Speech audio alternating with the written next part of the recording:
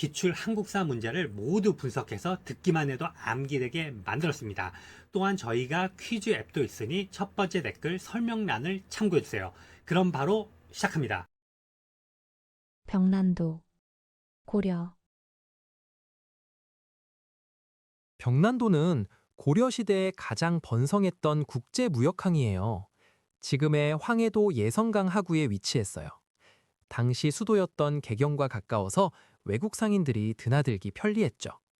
특히 송나라 상인들이 많이 왔는데요. 송나라에서 출발한 배들이 이곳에 도착해서 비단, 서적, 약재, 도자기 같은 물건들을 팔았어요. 고려에서는 종이, 인삼, 나전칠기, 먹 같은 것들을 수출했고요. 송나라뿐만 아니라 아라비아 상인들까지 찾아올 정도로 국제적인 항구였어요. 이 아라비아 상인들을 통해서 고려라는 이름이 서양의 코리아로 알려지게 됐다고 해요. 병란도에는 객관이라는 외국 사신들을 접대하는 시설도 있었어요. 이처럼 병란도는 고려의 개방적인 대외 정책을 보여주는 대표적인 장소예요. 고려청자, 고려, 고려시대 청자에 대해 이야기해 볼게요. 고려 청자는 고려시대를 대표하는 도자기로 세계적으로도 그 아름다움을 인정받고 있어요. 특히 고려 청자의 푸른빛은 비취색이라고 해서 비색 청자라고도 불렸어요. 중국 사람들조차 고려 청자의 색을 천하제일이라고 칭찬했을 정도예요. 고려 청자가 만들어지기 시작한 것은 대략 10세기 무렵이에요. 처음에는 중국 청자의 영향을 받았지만 점차 고려만의 독자적인 기법을 발전시켜 나갔어요. 그 중에서도 가장 유명한 것이 바로 상감청자예요. 상감 기법이란 그릇 표면에 무늬를 파낸 뒤 그 홈에 흰색이나 검은색 흙을 채워 넣어 장식하는 방법이에요. 이 기법은 고려에서 독창적으로 발전시킨 것으로 12세기에 절정에 달했어요. 상감청자에는 구름과 항무늬, 버드나무와 물새무늬, 국화무늬 등 다양한 문양이 새겨졌어요. 대표적인 작품으로는 청자 상감 운항문 매병이 있어요. 고려 청자는 주로 전라남도 강진과 전라북도 부안 지역에서 제작되었어요. 이 지역에는 질 좋은 흙과 땔감이 풍부했기 때문이에요. 강진에는 수백 개의 가마터가 발견되어 당시 청자 생산의 중심지였음을 알 수 있어요. 고려 청자의 종류도 다양했어요. 청동 정병의 모양을 본뜬 청자 정병이나 참외 모양의 병, 연꽃 모양의 향로 등 생활용품부터 제사용품까지 폭넓게 만들어졌어요. 하지만 13세기 후반 몽골의 침입 이후 고려 청자의 품질은 점차 쇠퇴하기 시작했어요. 유신 헌법과 긴급 조치, 현대 유신 체제, 유신 헌법에 대해 이야기해 볼게요. 1972년 10월 박정희 대통령은 갑자기 비상계엄을 선포하고 국회를 해산했어요. 그리고 새로운 헌법을 만들었는데 이게 바로 유신 헌법이에요. 유신이라는 말은 새롭게 고친다는 뜻인데 사실상 대통령에게 엄청난 권력을 몰아주는 헌법이었어요. 대통령을 국민이 직접 뽑는 게 아니라 통일 주체 국민회의라는 기구에서 간접 선거로 뽑게 했어요. 게다가 대통령 임기 제한도 없애서 계속 대통령을 할 수 있게 만들었죠. 1972년 12월에 국민투표를 실시해서 유신헌법을 확정했어요. 유신체제가 시작되고 나서 긴급조치가 여러 차례 발동되었어요. 특히 1975년에 선포된 긴급조치 9호가 유명해요. 이 조치는 유신헌법을 비판하거나 반대하는 것 자체를 금지했어요. 유신헌법에 대해 부정적인 이야기를 하거나 그런 내용을 보도하면 영장 없이 체포할 수 있었어요. 언론의 자유와 표현의 자유가 심하게 억압당했던 시기였죠. 이 긴급조치 9호는 1979년 10월 26일 박정희 대통령이 사망할 때까지 유지되었어요. 신라 지증왕, 삼국시대 신라, 신라 지증왕에 대해 알아볼게요. 지증왕은 신라 제22대 왕으로 500년부터 514년까지 재위했어요. 그는 신라의 발전에 정말 중요한 업적들을 많이 남겼어요. 먼저 지증왕은 나라 이름을 신라로 확정하고 스스로 왕이라는 칭호를 처음 사용했어요. 그 전까지는 마립간이라고 불렀거든요. 또 우경, 그러니까 소를 이용해서 밭을 가는 농사법을 처음 시작하게 했어요. 이것 덕분에 농업 생산력이 크게 높아졌죠.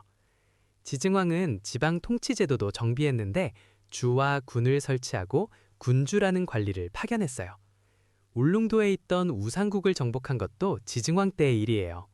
이사부 장군이 나무로 만든 사자를 이용해서 우상국 사람들을 항복시켰다는 이야기가 전해지죠. 지증왕의 이런 개혁들은 신라가 고대 국가로 발전하는데 튼튼한 기반을 마련해 주었어요.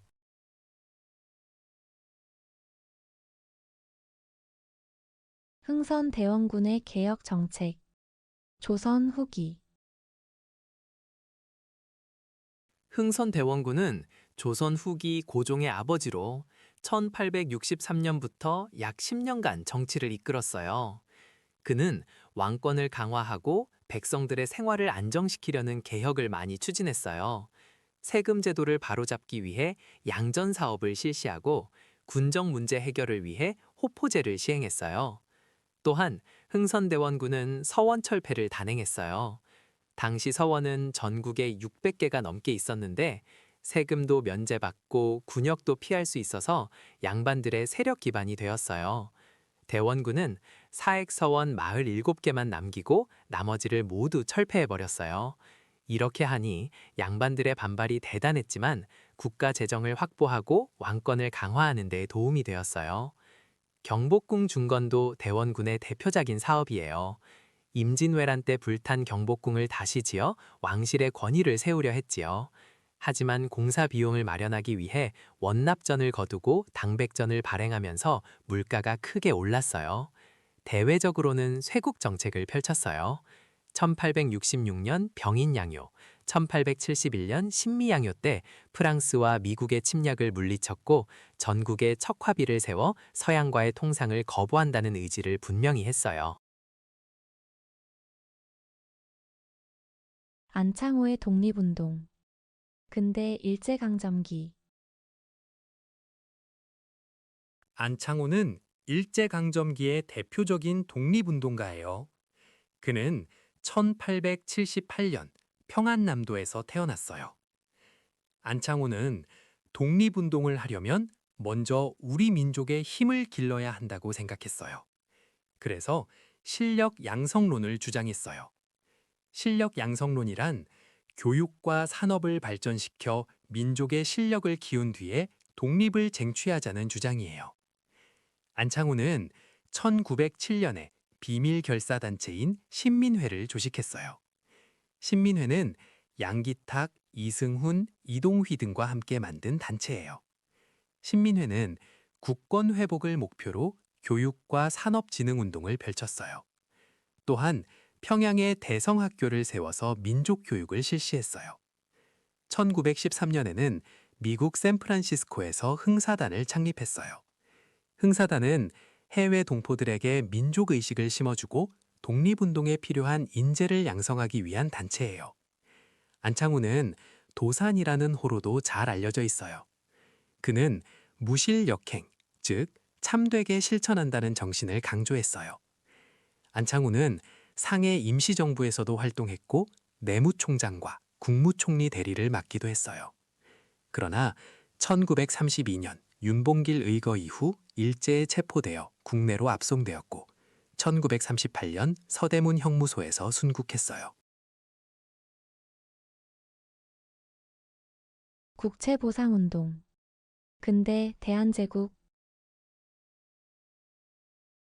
국채보상 운동에 대해 이야기해 볼게요. 1907년 대한제국은 일본에게 엄청난 빚을 지고 있었어요. 그 금액이 무려 1,300만 원이나 됐는데 이 빚을 갚지 못하면 나라가 일본에 완전히 넘어갈 위기였어요. 그래서 국민들이 직접 나섰어요. 담배를 끊고 그 돈을 모으자는 운동이 시작된 거예요. 이 운동을 국채보상 운동이라고 해요. 대구에서 서상돈과 김광재가 처음 시작했어요. 서상돈은 대구의 유명한 상인이었는데 남자들은 담배를 끊고 여자들은 비녀와 가락지를 팔아서 나라빚을 갚자고 호소했어요. 이 운동은 대한매일 신보라는 신문의 적극적인 후원 아래 전국으로 빠르게 퍼져나갔어요. 대한매일 신보는 영국인 베델이 발행하던 신문이라 일본의 검열을 피할 수 있었거든요. 남녀노소 할 것 없이 전 국민이 참여했어요. 기생들도 돈을 모았고 학생들도 용돈을 아껴서 냈어요. 하지만 안타깝게도 이 운동은 성공하지 못했어요. 일제통감부가 운동을 주도하던 양기탁을 공금 횡령 혐의로 구속하면서 운동이 흐지부지되고 말았거든요. 비록 실패했지만 국채보상운동은 국민들이 자발적으로 나라를 지키려 했던 대표적인 경제적 구국운동으로 기억되고 있어요. 최용신과 농촌 계몽운동. 근대 일제강점기. 최용신은 일제강점기에 농촌 계몽운동을 펼친 인물이에요. 1931년에 YWCA 파견교사로 경기도 화성군 샘골 마을에 갔어요. 그곳에서 예배당을 빌려 학원을 열고 한글, 산술, 재봉, 수예, 노래, 성경 등을 가르쳤어요. 당시 농촌에는 학교에 다니지 못하는 아이들이 많았거든요. 최용신은 이런 아이들에게 배움의 기회를 주려고 헌신했어요. 그런데 학원 운영이 점점 어려워지자 여러 방면으로 노력하다가 과로로 쓰러졌고 1935년 1월에 26세의 젊은 나이로 세상을 떠났어요. 작가 시몬은 최용신의 삶에 감동받아 소설 상록수를 썼어요.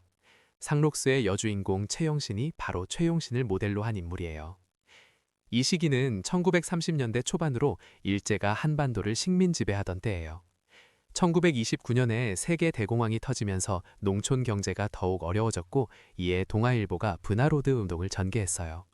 분화로드는 러시아어로 민중 속으로라는 뜻인데 학생들이 농촌으로 가서 문맹 퇴치 운동을 벌였어요. 반면 토지조사 사업은 1910년대에 실시되었고 산미 증식 계획은 1920년대에 시작되었어요. 암태도 소작쟁이는 1923년에 일어났고 일본식 성명 사용 강요인 창씨 개명은 1940년대의 일이에요. 고구려 소수림 왕의 업적.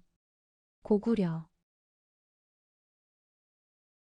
고구려 소수림왕은 4세기 후반에 고구려를 다스린 왕이에요. 소수림왕 때 고구려는 정말 많은 변화를 겪었는데요. 가장 중요한 것이 바로 불교의 수용이에요. 372년에 전진의 왕 부견이 승려 순도를 보내서 불상과 불경을 전해줬어요. 이것이 고구려에 불교가 처음 들어온 거예요. 소수림왕은 순도를 위해 초문사라는 절을 세워줬고 2년 뒤에는 아도라는 승려를 위해 이불란사라는 절도 세웠어요. 이렇게 고구려는 삼국 중에서 가장 먼저 불교를 받아들인 나라가 되었답니다. 같은 해인 372년에 소수림왕은 태학이라는 교육기관도 세웠어요. 태학은 유학을 가르치는 곳으로 고구려 최초의 국립교육기관이에요. 그리고 373년에는 율령을 반포했어요. 율령이란 국가를 운영하는 법률체계를 말해요. 이처럼 소수림왕은 불교 수용, 태학 설립, 율령 반포라는 세 가지 큰 업적을 이뤘어요. 이 세 가지는 고구려가 고대 국가로서 체제를 확립하는 데 정말 중요한 역할을 했답니다. 소수림왕의 이런 노력 덕분에 고구려는 내부 체제가 튼튼해졌고 그 아들 고국량왕을 거쳐 광개토 대왕 때 크게 영토를 넓힐 수 있는 기반이 마련되었어요. 조선 건국과 한양 천도. 조선 정기. 조선을 세운 태조 이성계는 1394년에 한양으로 도읍을 옮겼어요. 한양은 지금의 서울이에요. 그런데 왜 하필 한양이었을까요? 여러 가지 이유가 있었어요. 먼저 한양은 한반도의 중앙에 위치해 있어서 전국 어디로든 명령을 내리고 다스리기에 편리했어요. 또한 북쪽에는 북한산, 동쪽에는 낙산, 남쪽에는 남산, 서쪽에는 인왕산이 둘러싸고 있어서 외적의 침입을 막기에 아주 좋은 지형이었어요. 게다가 한강이 도시 남쪽으로 흐르고 있어서 물자를 운반하는 교통이 매우 편리했습니다. 풍수지리적으로도 명당으로 여겨졌어요. 다만 한양은 내륙에 위치한 도시여서 바다와는 거리가 있었어요. 그래서 외국과 직접 무역하는 항구 역할을 하기는 어려웠습니다. 조선은 한양을 수도로 정한 뒤 경복궁을 짓고 도성을 쌓아 새 왕조의 기틀을 다졌어요. 신라 국학, 통일신라 중기. 신라의 국학에 대해 알아볼게요. 국학은 신라 신문왕 때인 682년에 설립된 국가교육기관이에요. 유학을 가르치기 위해 만들어졌어요. 국학에 입학할 수 있는 학생은 대사라는 관등, 그러니까 12관등 이하의 귀족 자제들이었어요. 관등이 없는 사람도 입학할 수 있었는데 나이는 15세에서 30세 사이여야 했어요. 수업 연하는 9년이었고 9년이 지나도 학업을 마치지 못하면 퇴학을 시켰어요. 하지만 잠재력이 있는 학생은 9년을 넘겨서도 계속 공부할 수 있게 해주었어요.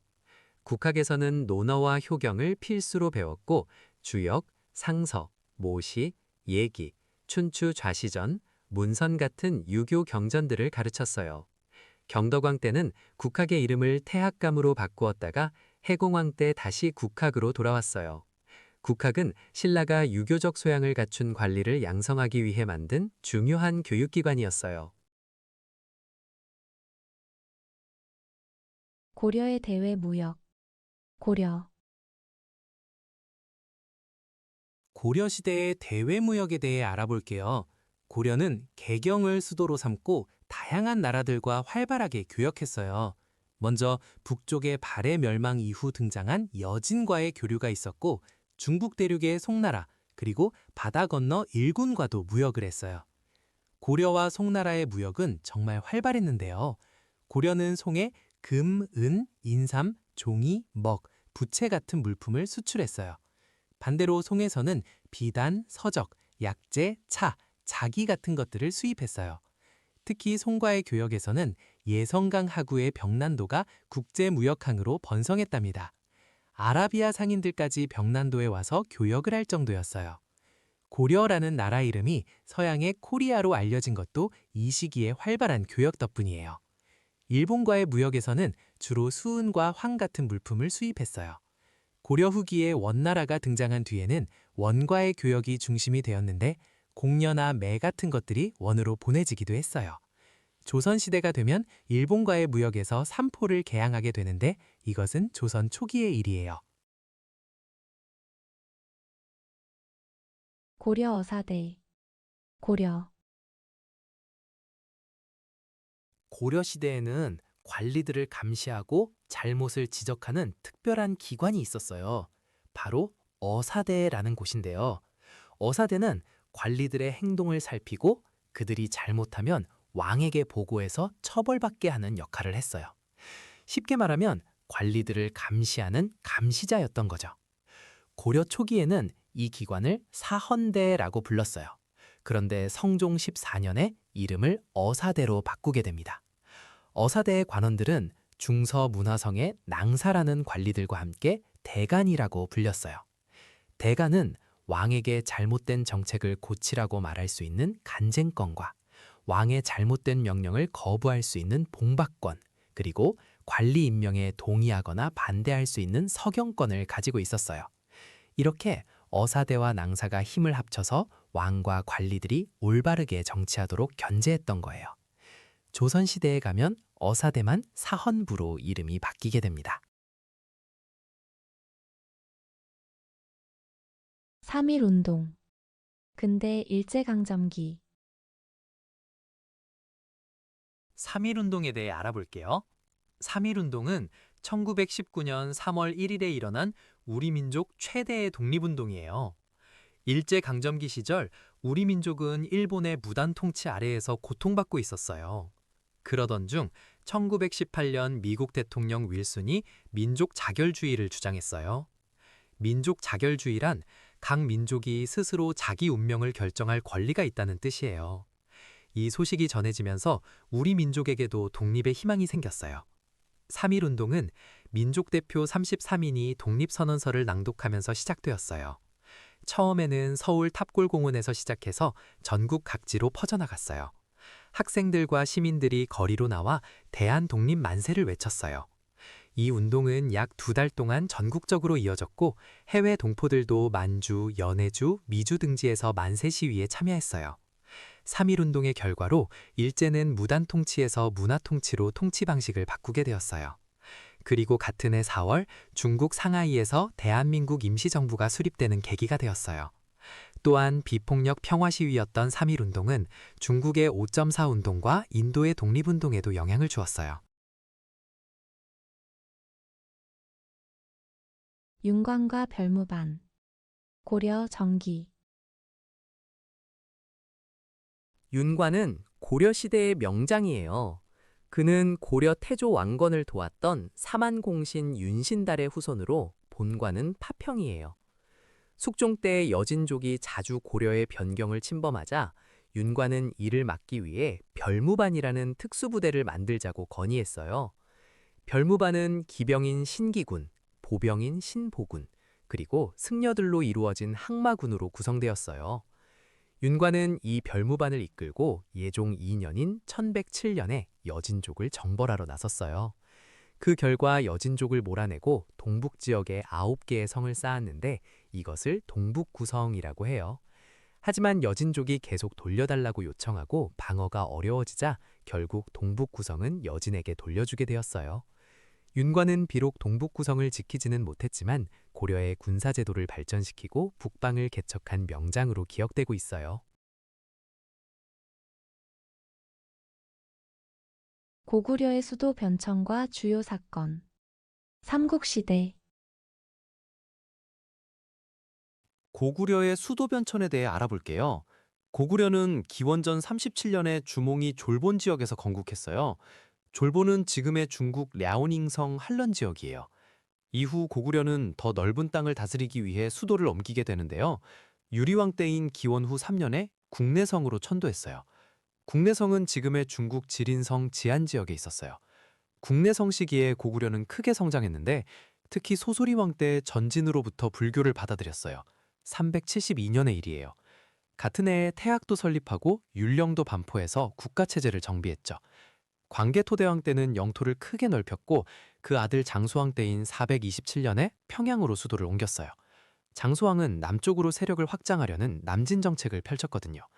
평양 천도 후 장수왕은 한강 유역까지 차지하면서 고구려의 전성기를 이끌었어요. 이때 신라 진흥왕이 세운 북한산 순수비가 아니라 장수왕이 아버지 광개토대왕의 업적을 기리기 위해 세운 광개토대왕 능비가 유명해요. 또한 장수왕은 백제를 공격해서 계로왕을 전사시키고 한성을 함락시켰는데 이를 기념하기 위해 충주 지역에 고구려비를 세웠어요. 이것이 바로 충주 고구려비예요. 한반도에서 발견된 유일한 고구려비로 장수왕 시기 고구려의 남진 정책을 보여주는 중요한 유물이에요. 이광수의 민족개조론과 자치론. 일제강점기 중기.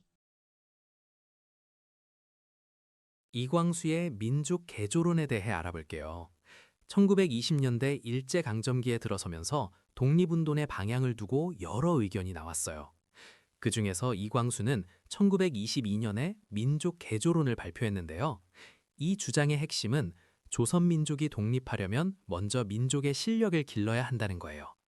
일본을 적대시하는 정치운동보다는 교육과 산업을 발전시켜서 민족의 힘을 기우자는 것이었죠. 이런 생각을 실력 양성론 또는 자치론이라고 불러요. 이광수는 일제가 허용하는 범위 안에서 점진적으로 자치를 얻자고 주장했어요. 이 자치론이 퍼지면서 독립운동 진영에서는 큰 논쟁이 벌어졌어요. 독립을 위해 계속 투쟁해야 한다는 쪽과 실력을 먼저 길러야 한다는 쪽으로 민족주의 대열이 분화되었거든요. 비타협적 민족주의자들은 자치론을 비판하면서 신간회를 만들어 민족 유일당 운동을 전개했고 타협적 민족주의자들은 자치운동을 추진했어요. 이렇게 1920년대에는 독립운동의 방법론을 두고 민족주의 진영 내부에서 노선 대립이 생겼답니다. 을사늑약과 항일운동. 근대 대한제국. 을사늑약에 대해 알아볼게요. 1905년 러일 전쟁에서 승리한 일본은 본격적으로 우리나라를 침략하기 시작했어요. 일본은 고종 황제의 반대에도 불구하고 강제로 조약을 체결했는데 이것이 바로 을사늑약이에요. 늑약이란 강제로 맺은 조약이라는 뜻이에요. 이 조약으로 대한제국은 외교권을 완전히 빼앗기게 되었어요. 일본은 서울에 통감부를 설치하고 초대 통감으로 이토 히로부미를 임명했어요. 이제 대한제국은 다른 나라와 독자적으로 외교를 할 수 없게 된 거예요. 을사늑약 체결에 찬성한 5명의 대신을 을사오적이라고 불러요. 박재순, 이지용, 이근택, 이완용, 권중현이 바로 그들이에요. 이 조약에 반대하는 움직임도 거셌어요. 장지연은 황성신문에 시일야 방성대곡이라는 논설을 실어 조약의 부당함을 알렸어요. 제목의 뜻은 이날 목놓아 크게 운다는 의미예요. 민영화는 을사늑약이 항의하며 스스로 목숨을 끊었고 전국 각지에서 의병이 일어났어요. 최익현은 전라도 태인에서, 신돌석은 경상도 영해에서 의병을 이끌었어요. 특히 신돌석은 평민 출신 의병장으로 유명해요. 1907년에는 고종이 을사늑약의 부당함을 세계에 알리기 위해 네덜란드 헤이그에서 열린 만국평화회의에 이상설, 이준, 이위종 3명의 특사를 보냈어요. 발해의 건국과 고구려 계승 의식, 남북국 시대 전기. 발해에 대해 이야기해 볼게요. 발해는 698년에 대조영이 세운 나라예요. 고구려가 668년에 멸망한 후 고구려 출신 장군 대조영이 고구려 유민들과 말갈족을 이끌고 동모산에서 나라를 세웠어요. 처음에는 진국이라고 불렀다가 나중에 발해로 이름을 바꿨어요. 발해는 스스로 고구려를 계승했다고 생각했어요. 그래서 일본에 보낸 외교 문서에서 고구려의 옛 땅을 회복했다고 밝히기도 했어요. 또 부여의 풍습을 이어받았다고도 했는데 이는 고구려가 부여에서 갈라져 나왔기 때문이에요. 발해의 수도는 상경 용천부였어요. 상경은 발해 역사에서 가장 오랫동안 수도 역할을 한 도시예요. 발해는 해동성국이라고 불릴 만큼 강성했어요. 해동성국이란 바다 동쪽에 번성한 나라라는 뜻이에요. 발해는 926년 거란의 침입으로 멸망할 때까지 약 230년간 존속했어요. 발해의 문화는 고구려 문화를 바탕으로 당나라 문화도 받아들여 독자적인 문화를 꽃피웠어요. 조선혁명군. 일제강점기 1930년대. 조선혁명군에 대해 알아볼게요. 조선혁명군은 1929년에 만주 지역에서 양세봉 장군을 총사령관으로 하여 창설된 독립군 부대예요. 이 부대는 남만주 지역을 중심으로 활동했어요. 조선혁명군은 중국 의용군과 연합하여 한중연합작전을 펼쳤는데 대표적인 전투가 바로 영능가 전투와 흥경성 전투예요. 이 전투들에서 조선혁명군은 중국 의용군과 함께 일본군을 크게 물리쳤어요. 조선혁명군의 활동 지역은 주로 압록강 북쪽의 남만주 일대였어요. 양세봉 장군은 뛰어난 지도력으로 부대를 이끌었지만 안타깝게도 1934년에 일본 밀정의 습격을 받아 순국하고 말았어요. 양세봉 장군이 돌아가신 후 조선혁명군의 세력은 점차 약화되었어요. 한편 같은 시기 북만주 지역에서는 지청천 장군이 이끄는 한국 독립군이 활동했어요. 한국 독립군은 쌍성보 전투와 대전자령 전투 등에서 활약했어요. 이처럼 1930년대 만주에서는 남만주의 조선혁명군과 북만주의 한국 독립군이 각각 항일 무장투쟁을 벌였어요. 신라 지증왕의 업적. 삼국시대 신라 전기. 신라 지증왕에 대해 알아볼게요. 지증왕은 500년에 즉위한 신라의 왕이에요. 그의 재위 기간에 신라는 큰 변화를 겪었어요. 먼저 나라 이름을 정식으로 신라로 확정했어요. 그 전까지는 사라, 사로, 서라벌 등 여러 이름으로 불렸거든요. 또한 임금의 칭호도 바꿨는데 이전까지 쓰던 마립간이라는 칭호를 왕으로 고쳤어요. 이것은 신라가 고대 국가로서 체계를 갖춰가고 있다는 의미예요. 지증왕 때는 우산국을 정복한 것도 중요해요. 이사부 장군이 나무로 만든 사자를 배에 싣고 가서 우산국 사람들을 위협해 항복을 받아냈어요.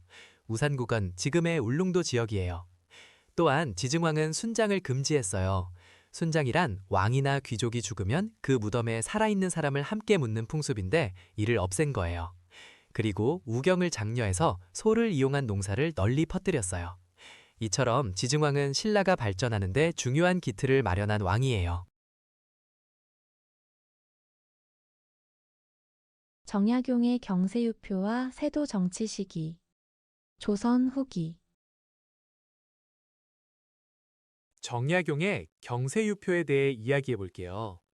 정약용은 조선 후기 정조시대에 활동한 대표적인 실학자예요. 그는 18년 동안 유배 생활을 하면서도 수많은 책을 썼는데 그 중에서 경세유표는 국가 제도 개혁을 다룬 책이에요. 경세유표에서 정약용은 당시 조선의 여러 문제점을 지적하고 개혁 방안을 제시했어요. 특히 토지제도, 조세제도, 환곡제도 등의 문제를 다뤘어요. 환곡이란 봄에 곡식을 빌려주고 가을에 이자를 붙여서 갚게 하는 제도인데 이게 점점 백성들을 괴롭히는 폐단이 되었거든요. 정약용은 이런 환곡의 문제점을 비판했어요. 정약용이 살았던 시기는 세도 정치 시기예요. 정조가 세상을 떠난 후 순조, 헌종, 철종 시대에는 외척 가문이 권력을 독점했어요. 안동 김씨, 풍양 조씨 같은 몇몇 가문이 비변사를 장악하고 정치를 좌지우지했죠. 이 시기에는 삼정의 문란이 심해졌어요. 삼정이란 전정, 군정, 환정을 말하는데 토지세와 군포와 환곡 모두 문제가 많았어요. 관리들의 부정부패로 백성들의 삶이 매우 힘들어졌답니다. 영선사. 조선 후기. 영선사는 1881년에 청나라로 파견된 사절단이에요. 고종은 개화 정책을 추진하면서 근대적인 무기 제조 기술을 배워오기 위해 이 사절단을 보냈어요. 영선사의 책임자는 김윤식이었고 그와 함께 학도공장이라 불리는 젊은 기술 유학생들이 함께 갔어요. 이들은 청나라 텐진의 기기국에서 무기 제조법과 근대 기술을 배웠어요.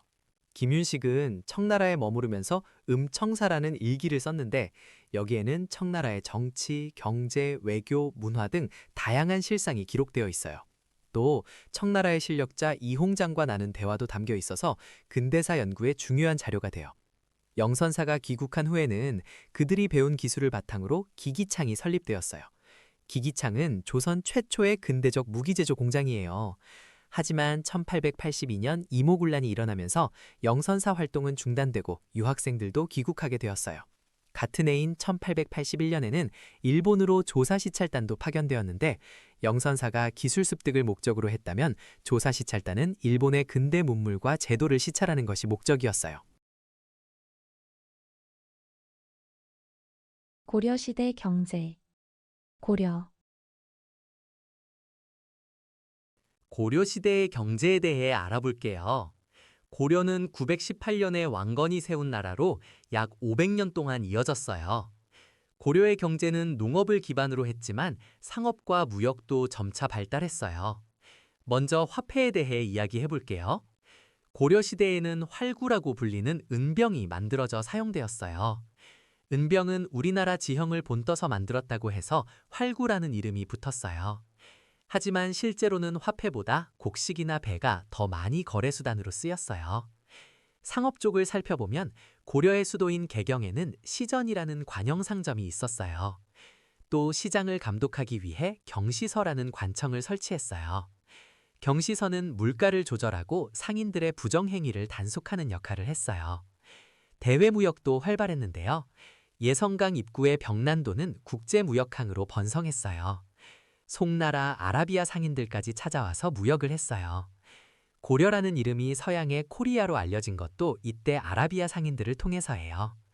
고려 후기에는 만상과 내상이라는 사상이 등장했는데요. 만상은 청나라와의 무역을, 내상은 일본과의 무역을 담당했는데 이것은 조선 후기의 이야기예요. 고려시대에는 아직 이런 사상이 등장하지 않았어요. 농업에서는 고려시대의 이양법이 일부 남부지방에서 시작되었지만 널리 퍼지지는 않았어요. 감자와 고구마는 조선 후기에 청나라와 일본을 통해 들어온 작물이에요. 고려시대에는 재배되지 않았어요. 율곡 2. 조선 중기.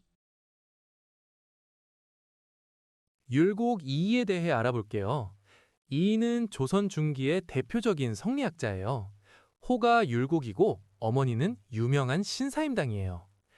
이인은 어릴 때부터 천재로 알려져서 9번이나 과거에 장원급제했다고 해서 구도 장원공이라는 별명이 있어요. 이인은 성학지교라는 책을 썼는데 이 책은 임금이 배우고 수양해야 할 덕목과 지식을 정리한 거예요. 선조 임금에게 바쳤죠. 또 이인은 향약을 실시해서 지역사회를 교화하려고 했어요. 해주 향약이 대표작이에요. 학문적으로 이인은 기가 이보다 중요하다는 주기론을 주장했어요. 이황의 주리론과 대비되는 입장이죠. 이인은 현실 문제에도 관심이 많았어요. 10만 양병설을 주장해서 국방을 튼튼히 해야 한다고 했고 동호문답이라는 책에서는 다양한 개혁 방안을 제시했어요.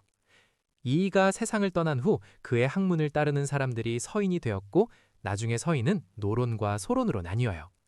이이의 위패는 파주 자운서원을 비롯한 여러 서원에 모셔져 있어요. 대한민국 임시정부 일제강점기 정기 대한민국 임시정부에 대해 알아볼게요.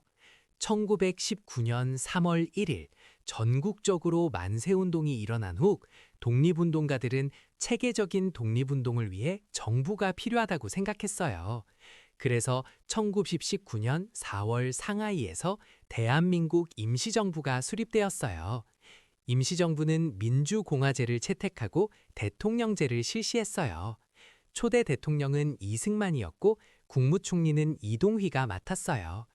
임시정부는 독립신문을 발행해서 독립운동 소식을 알리고 민족의식을 고취시켰어요. 또한 국내외 독립운동 단체들과 연락을 주고받기 위해 연통제를 실시했어요. 연통제는 국내와 임시정부를 연결하는 비밀 행정조직이에요. 그리고 미국의 구미위원부를 설치해서 외교활동을 펼쳤어요. 구미위원부는 미국과 유럽에서 한국의 독립을 알리고 국제사회의 지지를 얻기 위해 노력했어요. 임시정부는 독립운동 자금을 마련하기 위해 애국 공채를 발행하기도 했어요. 이렇게 임시정부는 외교, 홍보, 자금 조달, 국내 열람망 구축 등 다양한 활동을 했어요. 한편 동북항일연구는 1930년대 만주에서 중국 공산당과 연합해 항일 무장투쟁을 벌인 조직으로 대한민국 임시정부와는 별개의 단체예요. 조일통상장정 근대 개항기 조일통상장정에 대해 알아볼게요. 1883년 7월에 체결된 조일통상장정은 조선과 일본 사이에 맺어진 통상조약이에요. 이 조약이 중요한 이유는 바로 조선이 처음으로 관세권을 인정받았기 때문이에요. 관세권이란 외국에서 들어오는 물건에 세금을 매길 수 있는 권리를 말해요. 그 전에 맺었던 조일수호조규, 즉 강화도 조약에서는 일본 상품에 관세를 부과할 수 없었어요. 하지만 조일통상장정을 통해 비로소 조선도 일본 물건에 세금을 매길 수 있게 된 거예요. 물론 이때의 관세율은 매우 낮은 수준이었지만 그래도 처음으로 관세 자주권을 조금이나마 확보했다는 점에서 의미가 있어요. 또한 이 조약에서는 일본 상인들의 활동 범위를 개항장에서 심리로 제한했어요. 이전에는 일본 상인들이 조선 내륙까지 마음대로 돌아다니며 장사를 할 수 있었는데 이제 그 범위를 제한한 거예요. 그리고 방공령에 대한 규정도 포함되었어요. 방공령은 곡식이 부족할 때 곡물의 유출을 막는 것인데 조선이 방공령을 시행하려면 한 달 전에 일본에 미리 알려야 한다는 조건이 붙었어요. 이런 조항들이 담긴 조일통상장정은 이전의 불평등한 조약들보다는 조금 나아진 것이었지만 여전히 완전한 평등 조약은 아니었어요. 백제의 수도 변천과 각 시기의 특징 삼국시대 백제는 한성, 웅진, 사비로 수도를 옮기며 발전했어요. 처음 백제는 지금의 서울 지역인 한성에서 시작했어요. 기원전 18년 온조왕이 나라를 세우고 약 500년 동안 한성에서 나라를 다스렸어요. 한성 시기에 백제는 가장 강성했는데요. 특히 근초고왕 때 전성기를 맞이했어요. 근초고왕은 고구려 평양성을 공격해서 고구 권왕을 전사시키기도 했고 마한 지역을 완전히 통합했어요. 또 지방을 효과적으로 다스리기 위해 담로라는 제도를 만들었는데 왕족을 지방에 파견해서 22개 담로를 설치했어요. 이 시기에 일본에 칠지도를 보내 우호 관계를 맺기도 했어요. 그런데 475년 고구려 장수왕의 공격으로 한성이 함락되고 계로왕이 전사하면서 백제는 큰 위기를 맞았어요. 그래서 웅진, 지금의 공주 지역으로 수도를 옮겼어요. 웅진 시기는 귀족들의 힘이 강해서 왕권이 불안정했어요. 하지만 무령왕 때 왕권을 회복하고 안정을 되찾았어요. 무령왕릉에서 발견된 유물들이 이 시기 백제의 화려한 문화를 보여줘요. 이후 성왕은 538년에 다시 사비, 지금의 부여로 수도를 옮겼어요. 성왕은 나라 이름을 남부여로 바꾸고 중앙에는 22개 관청을, 지방에는 5방을 설치해서 체계적으로 나라를 운영했어요. 또 신라와 연합해서 한강 유역을 일시적으로 되찾기도 했어요. 하지만 신라가 한강 유역을 빼앗아 차지하면서 백제와 신라는 적대 관계가 되었고 성왕은 관산성 전투에서 전사했어요. 백제 무덤과 고려 불상. 백제 웅진 시기. 백제의 무덤에 대해 이야기해 볼게요. 백제는 한성, 웅진, 사비로 도읍을 옮기면서 무덤 양식도 조금씩 변했어요. 한성 시기에는 돌을 계단식으로 쌓아 올린 돌무지 무덤을 많이 만들었는데 서울 석촌동 고분군이 대표적이에요. 이 무덤들은 고구려의 장군총과 비슷한 모습을 하고 있어서 백제 초기에 고구려와 비슷한 문화를 공유했다는 걸 보여줘요. 웅진과 사비 시기로 넘어가면 굴식 돌방 무덤이 유행했어요. 그 중에서 무령왕릉은 아주 특별한 무덤이에요. 1971년에 발굴되었는데 도굴되지 않은 완전한 상태로 발견되어서 역사적으로 엄청난 가치가 있어요. 무덤 안에서 지석이 발견되어서 무덤 주인이 무령왕이라는 걸 확실히 알 수 있었어요. 무령왕릉은 중국 남조의 영향을 받은 벽돌 무덤이라는 점도 특이해요. 고려시대 불상 중에서 논산 관촉사 석조 미륵보살 입상은 꼭 기억해두면 좋아요. 높이가 18m나 되는 거대한 불상인데 머리에 특이한 관을 쓰고 있어서 한눈에 알아볼 수 있어요. 이런 큰 불상들은 고려 초기 지방에서 많이 만들어졌는데 중앙에 세련된 양식과는 다른 독특한 지방색을 보여줘요. 설날. 조선, 근대, 현대. 설날에 대해 이야기해 볼게요. 설날은 음력 1월 1일로 우리나라의 가장 큰 명절 중 하나예요. 설날은 원일, 원단, 세수, 연수라고도 불러요. 원일은 으뜸 가는 날이라는 뜻이고 원단은 첫 아침이라는 뜻이에요. 세수와 연수는 새해의 첫머리라는 의미를 담고 있어요. 또 설날에는 몸과 마음을 삼가고 조심한다는 뜻에서 신일이라고 부르기도 했어요. 일제강점기에 일본은 양력 1월 1일을 신정이라 하고 우리 고유의 설날을 구정이라 불렀어요. 이것은 우리 전통을 낡은 것으로 폄하하려는 의도가 담겨 있었어요. 설날에는 조상에게 차례를 지내고 어른들께 세배를 드려요. 세배를 하면 어른들은 덕담을 해주시고 아이들에게는 세뱃돈을 주기도 해요. 대표적인 설날 음식으로는 떡국이 있어요. 떡국을 먹어야 나이를 1살 더 먹는다는 말도 있지요. 설날에는 윷놀이, 널뛰기, 연날리기 같은 전통놀이도 즐겼어요. 노태우 정부의 북방 외교. 현대 노태우 정부. 노태우 정부의 북방 외교에 대해 알아볼게요. 노태우 정부는 1988년부터 1993년까지 집권했어요. 이 시기는 전 세계적으로 냉전이 끝나가던 때였어요. 소련과 동유럽의 사회주의 국가들이 변화하고 있었죠. 노태우 정부는 이런 국제 정세의 변화를 잘 활용했어요. 그래서 북방 외교라는 정책을 적극적으로 펼쳤어요. 북방 외교란 그동안 적대 관계였던 사회주의 국가들과 관계를 개선하는 외교 정책이에요. 1989년에는 헝가리와 수교했어요. 이게 우리나라가 동유럽 사회주의 국가와 맺은 첫 번째 수교였어요. 같은 해 폴란드와도 수교했고요. 1990년에는 소련과 수교를 맺었어요. 이건 정말 역사적인 일이었어요. 그동안 한국 전쟁 때부터 적대국이었던 소련과 외교 관계를 맺은 거니까요. 1992년에는 중국과도 수교했어요. 중국 역시 한국 전쟁 때 북한을 도운 나라였는데 마침내 외교 관계를 수립한 거예요.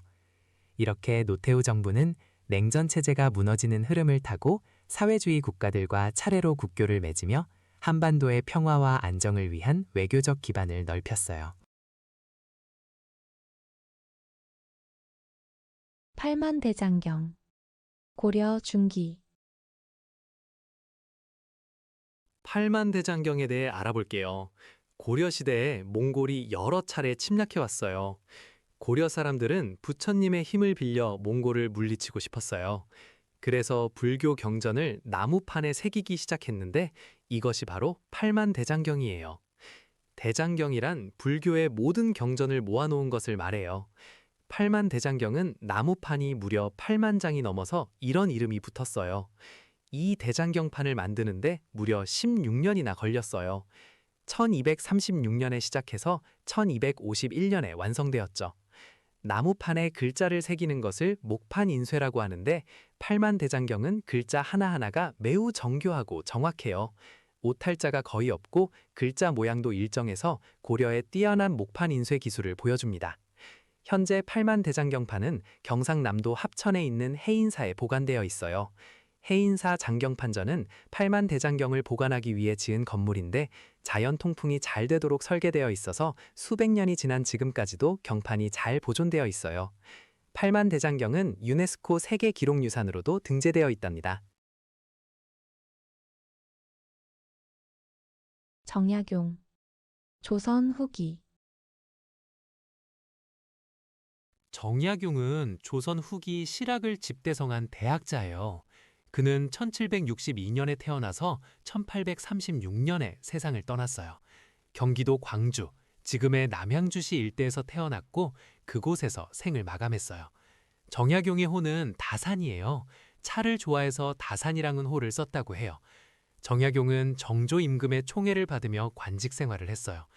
하지만 정조가 죽고 나서 천주교 박해 때 유배를 가게 됩니다.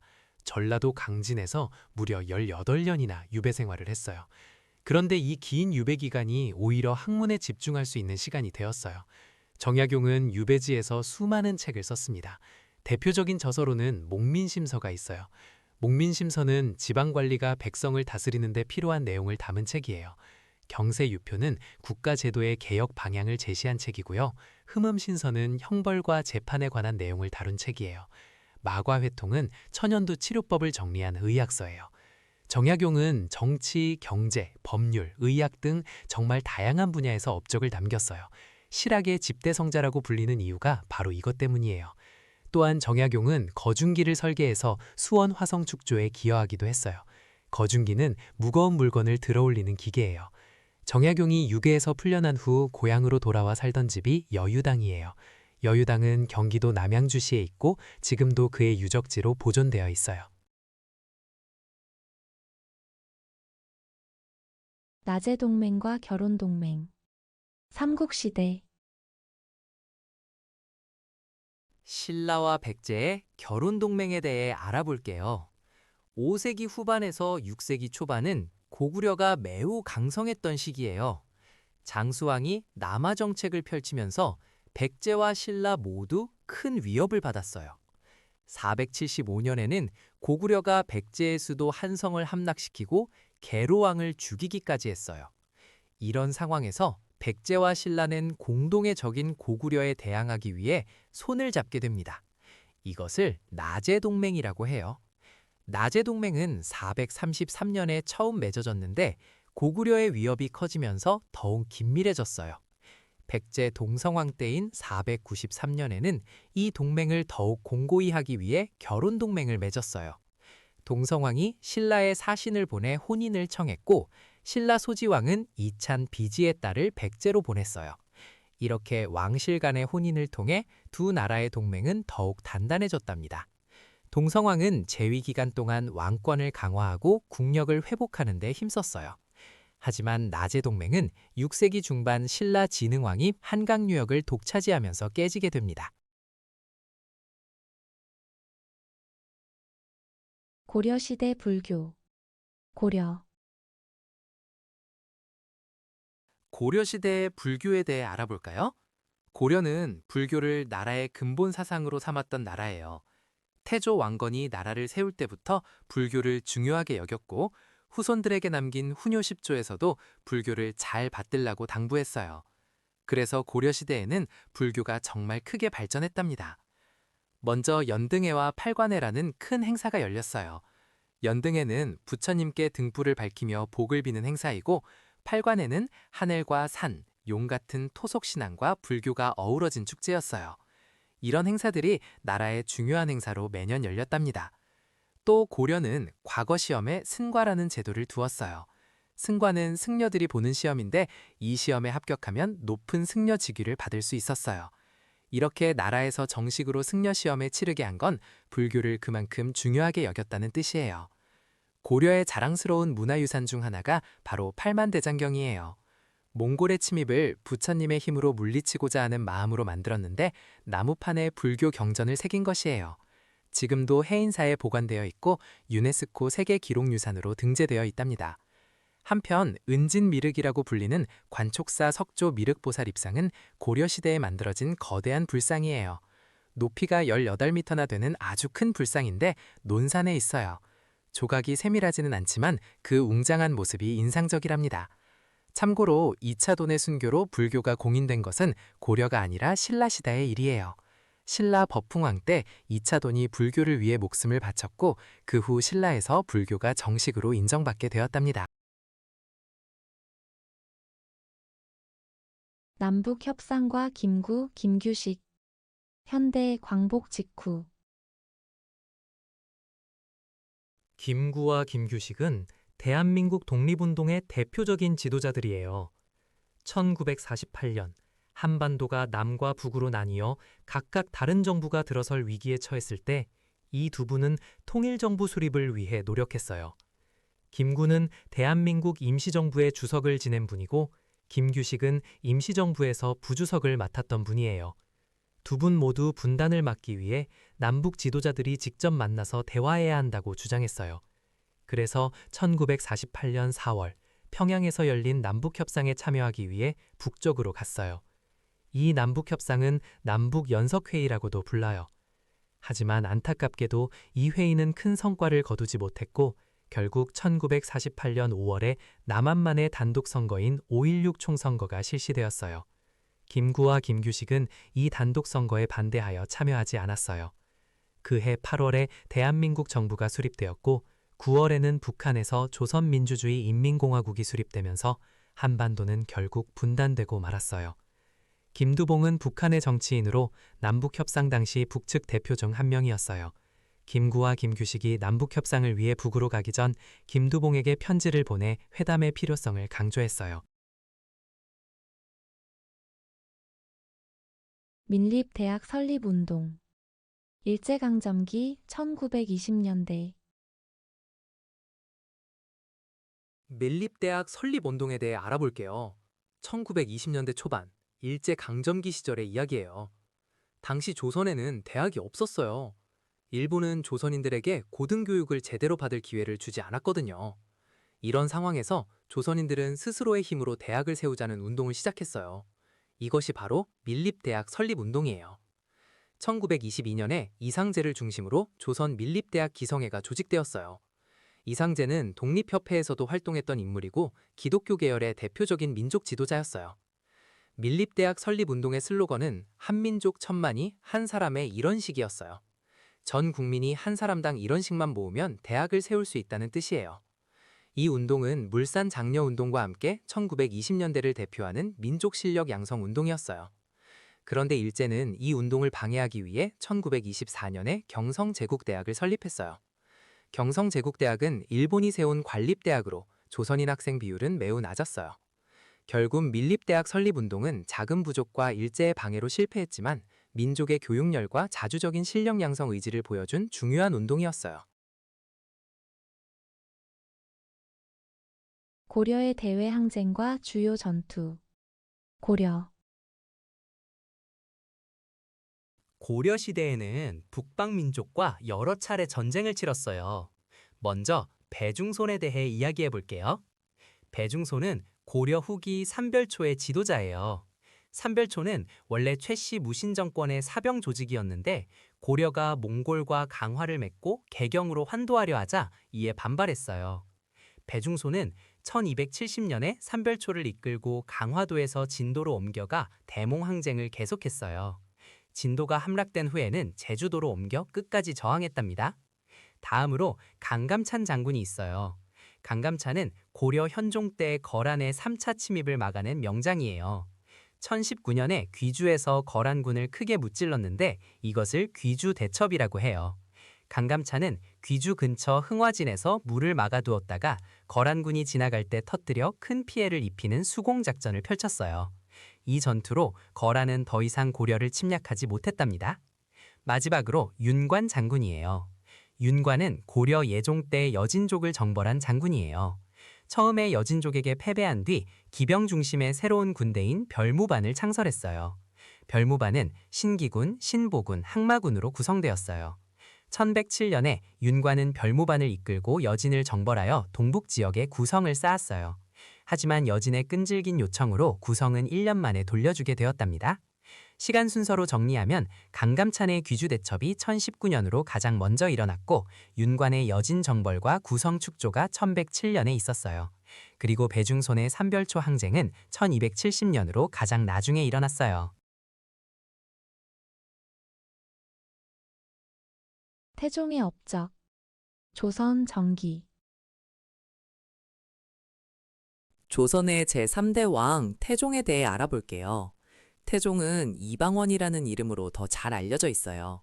그는 아버지 태조 이성계를 도와 조선 건국에 큰 공을 세웠지만 왕위 계승 과정에서 두 차례의 왕자의 난을 일으켰어요. 1차 왕자의 난은 1398년에 2차 왕자의 난은 1400년에 일어났는데 이를 통해 정적들을 제거하고 결국 왕위에 올랐어요. 태종은 왕권을 강화하기 위해 여러 가지 제도를 정비했어요. 먼저 육조 직계제를 실시했는데 이것은 육조에서 왕에게 직접 업무를 보고하는 제도예요. 이전에는 의정부를 거쳐서 보고했는데 이제 왕이 직접 육조를 지휘하게 된 거예요. 이렇게 하면 왕의 권한이 훨씬 강해지겠죠?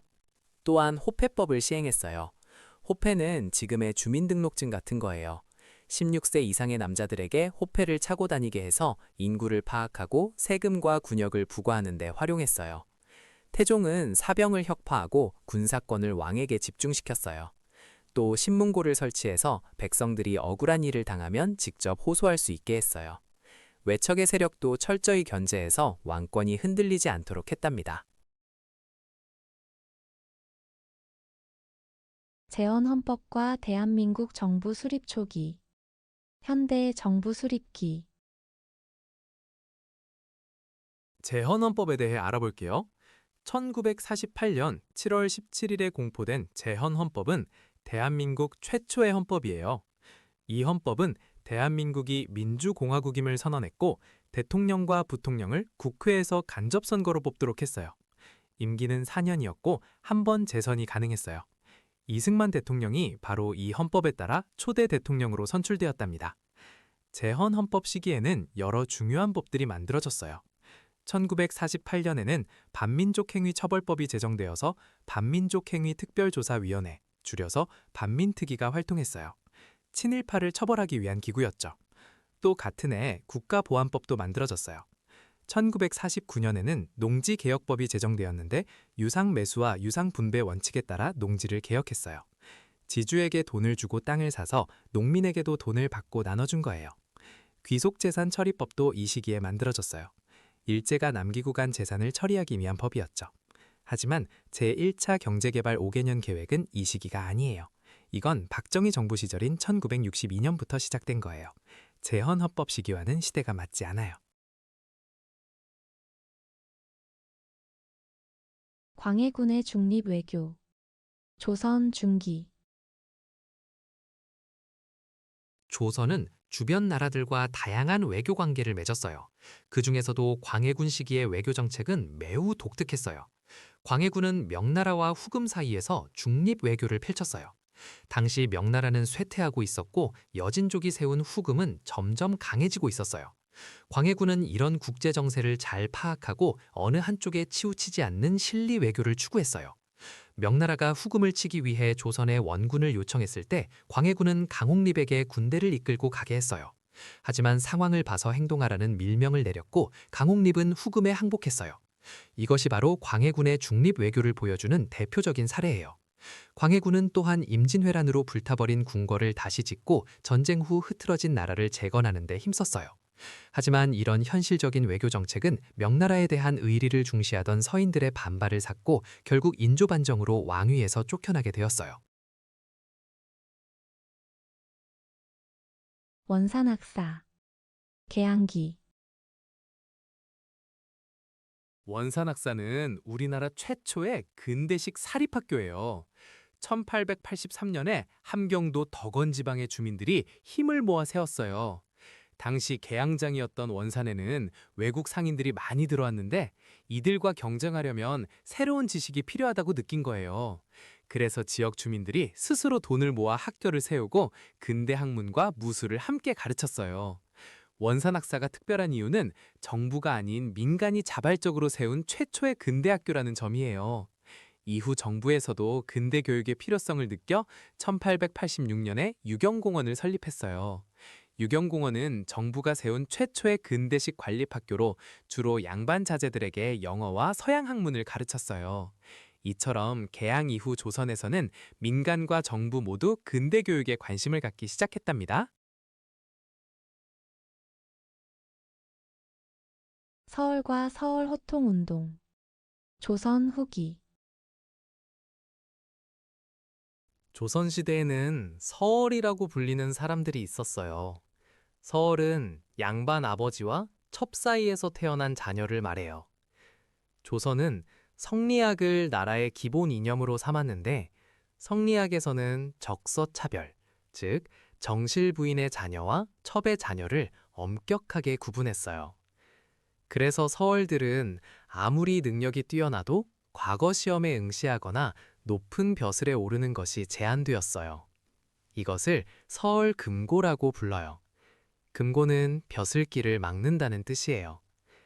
서얼들은 이런 차별에 맞서 자신들의 권리를 찾기 위한 운동을 벌였어요. 이것이 바로 서얼 허통 운동이에요. 허통은 막힌 것을 통하게 한다는 뜻이에요. 특히 정조 임금 때에는 서얼에 대한 차별이 일부 완화되어서 규장각의 검서관에 서얼 출신이 임명되기도 했어요. 검서관은 책을 교정하고 정리하는 일을 맡은 관직이에요. 대표적인 인물로는 이덕무, 유득공, 박제가, 서이수 같은 분들이 있어요. 이들은 뛰어난 학자였지만 서얼이라는 이유로 높은 벼슬에는 오르지 못했어요. 서얼 차별은 조선 후기로 가면서 점차 완화되었지만 완전히 사라지지는 않았어요. 예속 논쟁, 조선 후기, 조선시대에는 왕실에서 상을 당했을 때 얼마나 오래 상복을 입어야 하는지를 두고 큰 논쟁이 벌어졌어요. 이걸 예속 논쟁이라고 해요. 예송은 예법에 관한 논쟁이라는 뜻이에요. 이 논쟁은 효종이 돌아가셨을 때 자의대비가 상복을 몇 년 동안 입어야 하는지를 두고 서인과 남인이 대립하면서 시작됐어요. 서인은 효종이 인조의 둘째 아들이니까 1년만 입으면 된다고 주장했어요.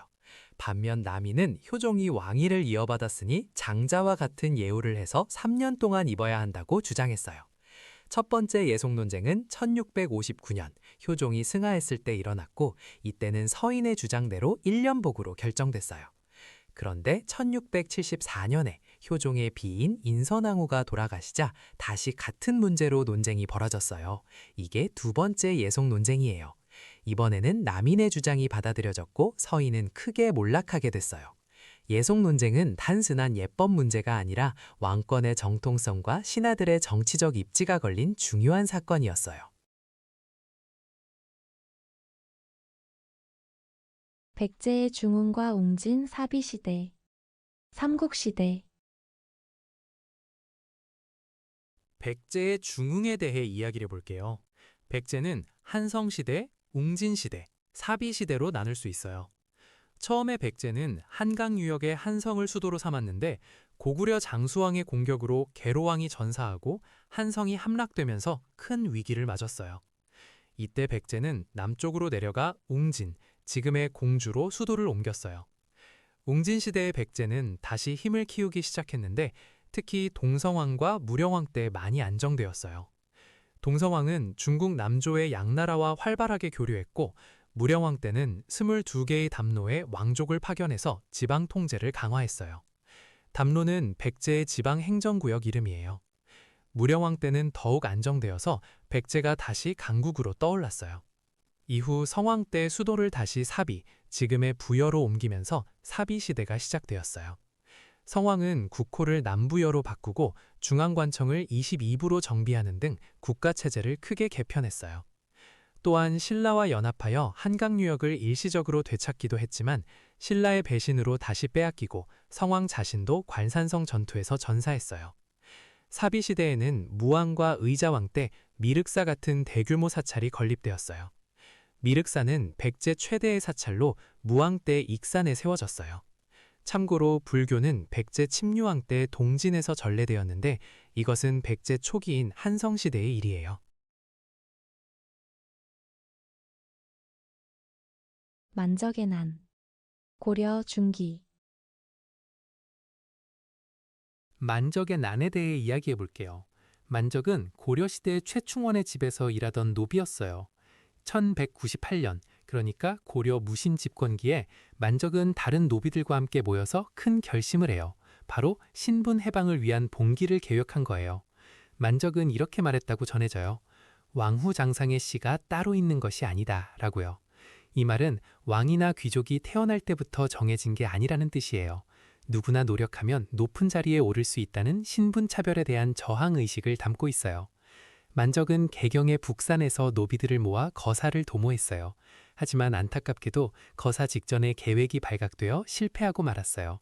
만적과 동료들은 처형되었지만 이 사건은 고려시대 천민들의 신분 해방 의지를 보여주는 중요한 역사적 사건으로 기억되고 있어요. 무신 정권 시기에는 만적의 난 외에도 여러 하층민들의 봉기가 있었어요.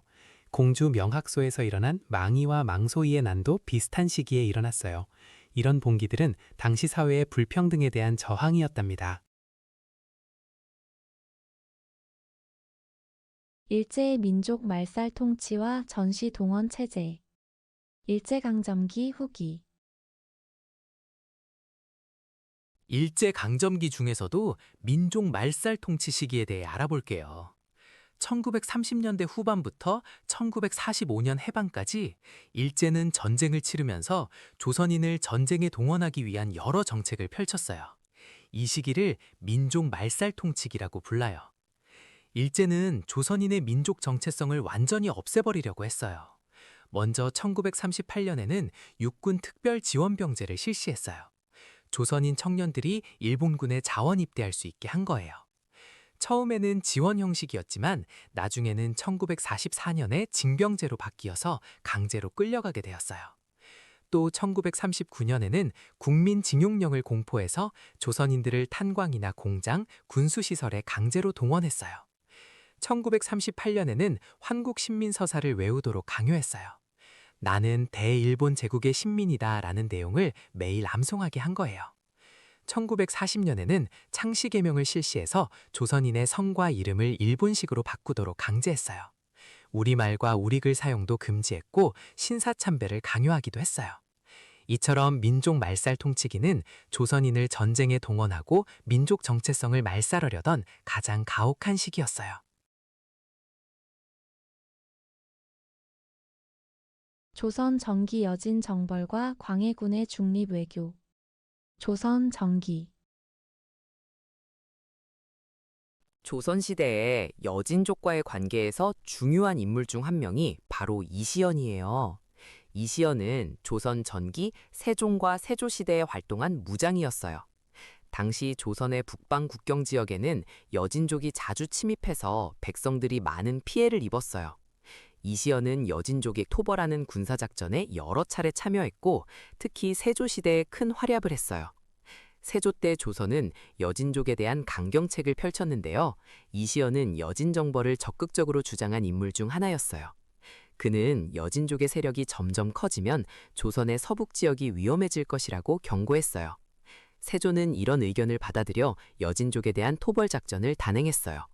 이처럼 조선은 건국 초기부터 북방의 여진족 문제를 중요하게 다뤘어요. 세종 때는 김종서를 보내 육진을 개척했고 최윤덕을 보내 사군을 설치해서 국경을 확장했어요. 이렇게 조선 초기 북방 정책은 여진족을 견제하고 영토를 확보하는 데 집중되어 있었답니다. 광해군 시기에는 상황이 달라졌어요. 여진족이 세운 후금이 강성해지면서 광해군은 명나라와 후금 사이에서 중립외교를 펼쳤어요. 이것은 조선이 명과 후금 어느 한쪽에만 치우치지 않으려는 실리외교였어요. 신라의 돌무지 덧널 무덤. 삼국시대의 신라. 신라의 무덤 양식에 대해 이야기해 볼게요. 신라는 삼국 중에서도 아주 독특한 무덤 양식을 가지고 있었어요.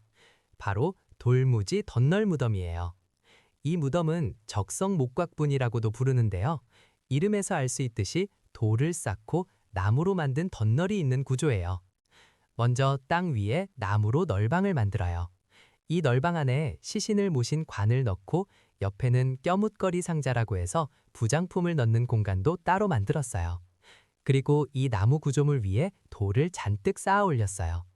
마지막으로 그 위에 흙을 덮어서 봉분을 만들었답니다. 이런 구조 덕분에 도굴이 매우 어려웠어요. 돌을 치우다가 무덤이 무너질 수 있었거든요. 그래서 신라 무덤에서는 금관이나 금귀걸이 같은 화려한 유물들이 많이 발견되었어요. 대표적인 무덤으로는 경주에 있는 천마총과 황남대총이 있어요.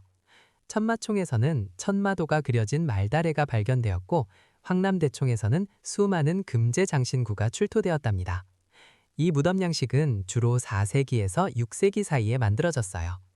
신라가 불교를 받아들인 이후에는 화장 문화가 퍼지면서 이런 대형 무덤은 점차 사라지게 되었답니다. 정조의 서울 등용과 규장각 검서관. 조선 후기. 정조는 조선 후기의 왕으로 영조의 손자예요. 아버지 사도세자가 뒤주에 갇혀 비극적으로 세상을 떠난 후 정조는 할아버지 영조에 이어 왕위에 올랐어요. 정조는 강력한 왕권을 바탕으로 여러 개혁 정책을 펼쳤는데요. 그 중에서도 서울 차별을 완화하려고 노력한 것이 눈에 띄어요. 조선시대에는 양반의 첩에게서 태어난 자식을 서얼이라고 불렀는데 이들은 아무리 능력이 뛰어나도 과거 시험에 응시하거나 높은 벼슬에 오르기 어려웠어요. 정조는 이런 차별이 부당하다고 생각해서 서얼들도 능력에 따라 등용하려 했어요. 특히 규장각이라는 왕립도서관 겸 학술기관을 설치하고 그 안에 검서관이라는 직책을 만들어 서울 출신의 뛰어난 학자들을 등용했어요. 이덕무, 박제가, 유득공, 서이수 같은 인물들이 바로 검서관으로 활동한 서울 출신 학자들이에요. 또한 정조는 아버지 사도세자의 무덤을 수원 화산으로 옮기고 그 근처에 화성이라는 새로운 성곽도시를 건설했어요. 화성을 쌓을 때는 정약용이 설계한 거중기라는 기계를 사용해서 무거운 돌을 효율적으로 들어올렸어요. 정조는 초계 문신제를 실시해서 젊고 유능한 신하들을 직접 가르치기도 했고 장용영이라는 친위 부대를 설치해서 왕권을 군사적으로 뒷받침하기도 했어요.